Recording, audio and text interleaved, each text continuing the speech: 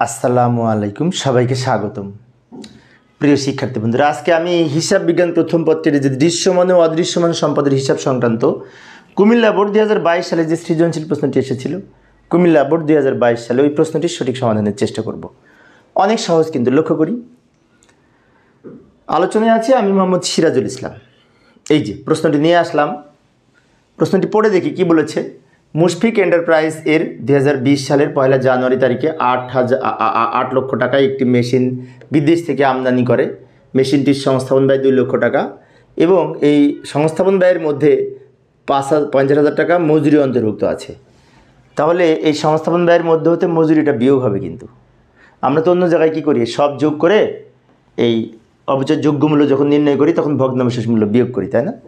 এখন হবে এই যে 8 লক্ষ টাকায় মেশিন কিনেছে, এটার সাথে সংস্থাপন ব্যয় যোগ হবে, কিন্তু তার মধ্যে মজুরি অন্তর্ভুক্ত যেহেতু আছে এখান থেকে মজুরিটা বিয়োগ হবে।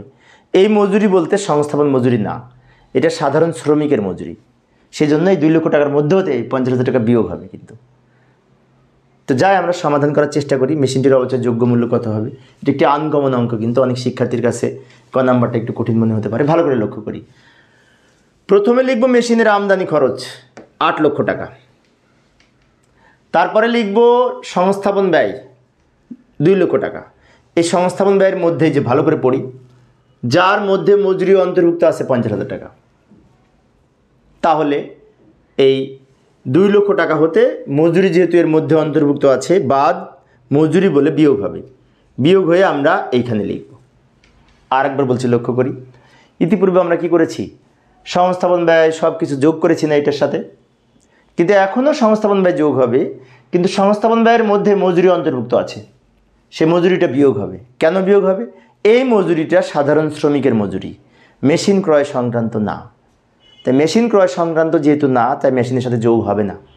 আগে যেহেতু এর মধ্যে অন্তর্ভুক্ত আছে, তাহলে এখন বিয়োগ করব ঠিক করার জন্য, সেজন্য বিয়োগ করলাম। এইবার এই দুটো যোগ করব, 9,50,000। এটা মোট মেশিনের মূল্য। এখান থেকে বাদ যাবে এই ভগ্নাবশেষ মূল্য। মেশিনটির ভগ্নাবশেষ মূল্য 50,000, এটা বাদ যাবে 50,000। এই 50,000 কিন্তু এই ভগ্নাবশেষ মূল্য 50,000।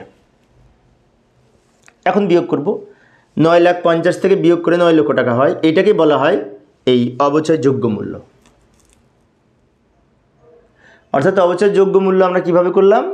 মেশিনের সংস্থাপন ব্যয় আর মেশিন যোগ করে ভগ্নাবশেষ মূল্য বিয়োগ করলাম। কিন্তু সংস্থাপন ব্যয়ের মধ্যে যেহেতু মজুরি অন্তর্ভুক্ত ছিল, তো ওটা আবার বিয়োগ করে নিয়েছি আমরা। এখানে বাদ লিখেছি, তাই এখানে ব্র্যাকেট দেওয়ার দরকার নেই। বিয়োগকে তো বিয়োগে অনেকে ব্র্যাকেট দেয়, তাই না? বাদ লিখলে আর এখানে ব্র্যাকেট দিতে হয় না, বিষয়টি খেয়াল রাখবো। এই হচ্ছে ক নাম্বারের মেশিনের অবচয় যোগ্য মূল্য হচ্ছে 9 লক্ষ টাকা। এইবার আমরা এই খ নাম্বার করব। প্রথম 2 বছরের জন্য জাবেদা দাখিলা দাও, তাই না? তো প্রথম 2 বছরের জাবেদা করব। জাবেদা তো সহজ, আমরা পারি, তারপরেও জাবেদা ছক অঙ্কন করে করার চেষ্টা করি। প্রথমে আমরা লিখব অবচয়ের জাবেদা করব, যেহেতু তো অবচয়ের গণনা করে অবচয়ের পরিমাণটা নির্ণয় করে নিব। বিষয়টি আবারও বলি, আমরা ক নাম্বারে তো জাবেদা করব, তাই না? খ নাম্বারে জাবেদা করব, কিন্তু জাবেদা আমাদের অবচয়ের পরিমাণ লাগবে, সেজন্য অবচয়টা নির্ণয় করে নিব গণনা নাম দিয়ে। অথবা এখানেও আমরা খ লিখতে পারতাম ইচ্ছে করলে। বার্ষিক অবচয়ের সূত্র কি মনে আছে? সরলরৈখিক পদ্ধতিতে বার্ষিক অবচয়ের সূত্র আমরা সবাই জানি না? হ্যাঁ, আমরা অনেকেই জানি। বার্ষিক অবচয়ের সূত্র হচ্ছে মোট সম্পত্তির মূল্য মাইনাস ভগ্নাবশেষ মূল্য বাই নিচে আয়ুষ্কাল। অথবা আমরা একবারে লিখতে পারি অবচয়ের যোগ্য মূল্য বাই আয়ুষ্কাল, তাও লিখতে পারি। আর অবচয়ের যোগ্য মূল্য তো আমরা ক নাম্বারে বের করেছি। ইচ্ছে করলে লিখতে পারি অবচয়ের যোগ্য মূল্য নিচে আয়ুষ্কাল। এখন অনেকের মনে হতে পারে প্রশ্নে তো অবচয় এই বার্ষিক অবচয় ইতিপূর্বে যখন নির্ণয় করেছি তখন তো এইভাবে লিখিনি, তখন তো লিখেছি মেশিনের মোট মূল্য মাইনাস ভগ্নাবশেষ মূল্য বা নিচে আয়ুষ্কাল, এই সূত্র লিখেছি না? তাহলে এখন অবচয় যোগ্য মূল্য লিখলাম, যে একই সূত্র। কিন্তু একটু লক্ষ্য করি, অবচয় যোগ্য মূল্যের আরেকটা সূত্র হচ্ছে মোট সম্পত্তির মূল্য মাইনাস ভগ্নাবশেষ মূল্য। তো অবচয় যোগ্য মূল্যটা যেহেতু ক নাম্বারে বের করেছি, তো সেটাকে আয়ুষ্কাল দিয়ে ভাগ করলে আমরা অবচয় পাবো। কথা ছিল মনে আছে? অবচয় যোগ্য মূল্য 9 লক্ষ টাকা বের করেছিলাম ক নাম্বারে, সেই 9 লক্ষ টাকা লিখব। 9 লক্ষ টাকা আয়ুষ্কাল দিয়ে আছে, এই যে 10 বছর, এই যে 10 বছর আয়ুষ্কাল, 10 দিয়ে ভাগ করে 90,000 টাকা অবচয় হবে। প্রতি বছরের অবচয় 90,000 টাকা হবে। আমাদের 2 বছরের জন্য জাবেদা করতে বলেছে, 2 বছরের অবচয় 90,000 টাকা করে লিখব। এবার আমরা জাবেদা করব। অবচয়ের পরিমাণটা রাফ করে গণনা করে নির্ণয় করে নিলাম। এখন জাবেদা ছক অঙ্কন করব। তো জাবেদা, প্রথম জাবেদা করব, মেশিন কেনা হয়েছে, মেশিন ডেবিট ব্যাংক ক্রেডিট। এখন অনেকের মনে হতে পারে টাকার ঘরে আমরা লিখব 9,50,000। 9,50,000 কীভাবে পেলাম? এই 8 লক্ষর সাথে এই 2 লক্ষ সংস্থাপন খরচ যোগ করব, কিন্তু তার মধ্য হতে মজুরি বিয়োগ করব। তাহলে 8 লক্ষ আর 2 লক্ষ 10 লক্ষ না, সেখান থেকে যে মজুরি বিয়োগ হবে, কারণ মজুরি অন্তর্ভুক্ত রয়েছে। প্রথমে বলেছি, আবারও বলছি, এই মজুরিটা হচ্ছে সাধারণ শ্রমিকের মজুরি, এটা মেশিন সংক্রান্ত না। সেই জন্য এই 2,50,000 থেকে যদি আমরা 2 লক্ষ থেকে যদি 50,000 বিয়োগ করি, তো হয় 1.5 লক্ষ, 1,50,000। এটা থেকে এটা বিয়োগ করে এই 1,50,000 আর এই 8 লাখ যোগ করে 9,50,000 হয়েছে, যেটি নিয়ে জাবেদা করব মেশিন ডেবিট ব্যাংক হিসাব ক্রেডিট। কারণ যেহেতু আমদানি করা হয়েছে, আমদানি রপ্তানি ব্যাংকিং চ্যানেলের মাধ্যমে সম্পাদিত হয়, তো ব্যাংক হিসাব ক্রেডিট করব। এইবার আমরা ওই অবচয় জাবেদা করব। ডিসেম্বর 31 তারিখ অবচয় খরচ ডেবিট, পুঞ্জীভূত অবচয় ক্রেডিট। এখন টাকা লিখব 90,000। এখন অনেকের মনে হতে পারে 90,000 টাকা কোথায় পেলাম? বুঝি কিছুক্ষণ আগে বের করেছি, মনে আছে? 1 মিনিট আগেই কিন্তু আমি বের করে দেখিয়েছি এই আগের স্লাইডে। মেশিনের অবচয় যোগ্য মূল্যকে 10 দিয়ে ভাগ করে, আয়ুষ্কাল দিয়ে ভাগ করে এটা পেয়েছি, সেটাই অবচয়ের জাবেদা করলাম। অবচয় ডেবিট, পুঞ্জীভূত অবচয় ক্রেডিট। আবার এই অবচয়কে আয় বিবরণীতে স্থানান্তরের জাবেদা মনে আছে? হ্যাঁ, অনেকেরই মনে আছে। আয় বিবরণী ডেবিট, অবচয় ক্রেডিট। আয় বিবরণী ডেবিট, অবচয় ক্রেডিট সেম টাকা হবে।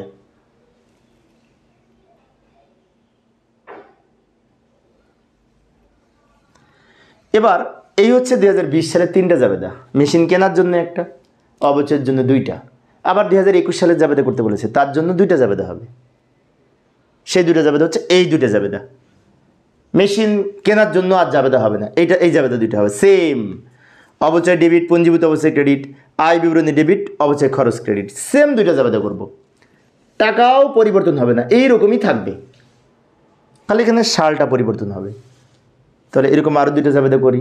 নিচে তোমরা করবে অবশ্যই, নিচে জায়গা নেই, আমি পরে স্লাইডে দেখাচ্ছি। এই যে লক্ষ্য করি, ডিসেম্বর 31, 2021 অবচয় খরচ ডেবিট, পুঞ্জীভূত অবচয় ক্রেডিট, টাকা লিখব 90,000। আবার আয় বিবরণী ডেবিট, অবচয় ক্রেডিট, টাকা লিখব 90,000। একটু দ্রুত দেখালাম সময় সেভ করার জন্য, কারণ জাবেদা তোমরা পারবে। অবচয়ের জন্য প্রথম জাবেদা এইটা, দ্বিতীয় জাবেদা এইটা। এটা আমার 9 নাম্বার ক্লাস, তো আমার ক্লাস যারা নিয়মিত দেখো তারা অবশ্যই পারো।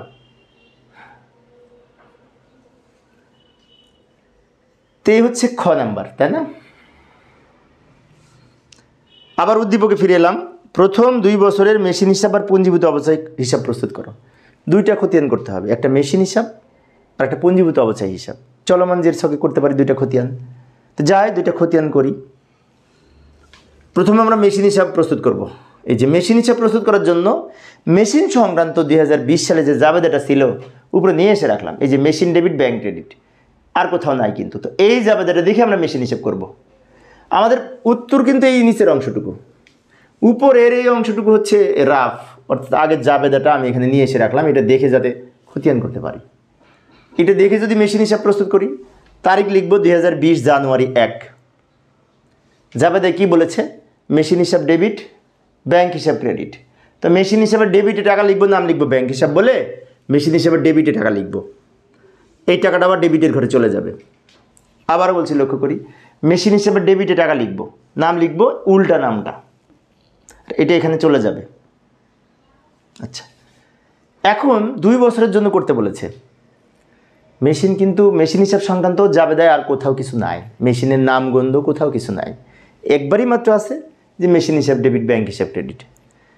তাহলে আমাদের উপায় কি? 2 বছর কিভাবে করব? এখানে আমরা 2021 সালের ডিসেম্বর 31 বা জানুয়ারি 1 তারিখ যাই বলি না কেন, এখানে ব্যালেন্স বলে লিখব। ব্যালেন্স বলে লিখে এই যে ব্যালেন্সের যে টাকাটা আছে, জের মানে ব্যালেন্স, ওই টাকাটা নিচে নামিয়ে দিব। আবারও বলছি, লক্ষ্য করি, প্রথমে ব্যাংক হিসাব বলে ডেবিট দিকে লিখেছি, জাবেদা থেকে নিয়ে এসেছি।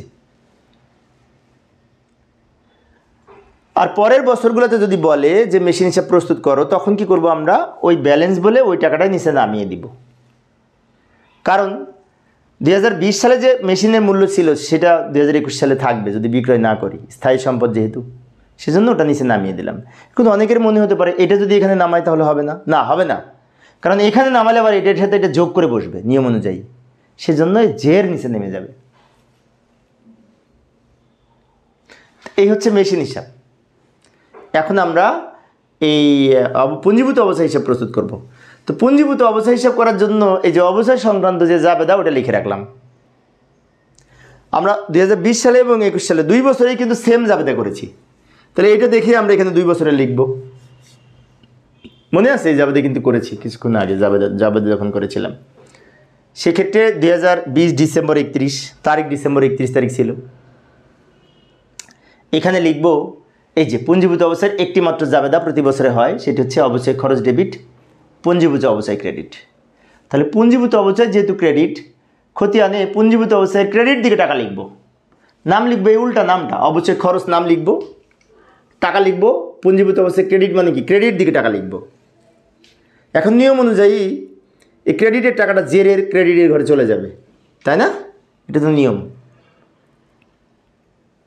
এইবার 2021 সালে আবার এরকম একটি জাবেদা করেছি, মনে আছে? এখন তোমাদের মনে হতে পারে এখান থেকে নিব না, না এখান থেকে আসবে না, কারণ এখানে আয় বিবরণী ডেবিট, অবশ্যই খরচ ক্রেডিট। এখানে পুঞ্জীভূত অবস্থায় নাম নাই, পুঞ্জীভূত অবস্থায় নাম আছে উপরেরটাই। তো এইরকম 2 বার করেছি, একবার 2020-এ, একবার 2021-এ। তো 2020 দেখে করলাম এই লাইনটা, 2021-এও অনুরূপ হবে, সেজন্য আবার লিখবো অবশ্যই খরচ, সেম টাকা লিখব ক্রেডিট দিকে। এটাও ক্রেডিট, এটাও ক্রেডিট, ক্রেডিট ক্রেডিট যোগ করে ক্রেডিট দিকে বসবে, ক্রেডিট ক্রেডিট যোগ করে ক্রেডিট দিকে বসবে। তো এইভাবে আমরা পুঞ্জীভূত অবস্থা হিসাব প্রস্তুত করতে পারি। আশা করি এখন তোমরা পারবে। তো প্রিয় শিক্ষার্থী বন্ধুরা, এই ছিল আমার আজকের আলোচনার বিষয়। পরিশেষে সবাই ভালো থাকবে এবং সুস্থ থাকবে এই কামনায় খোদা।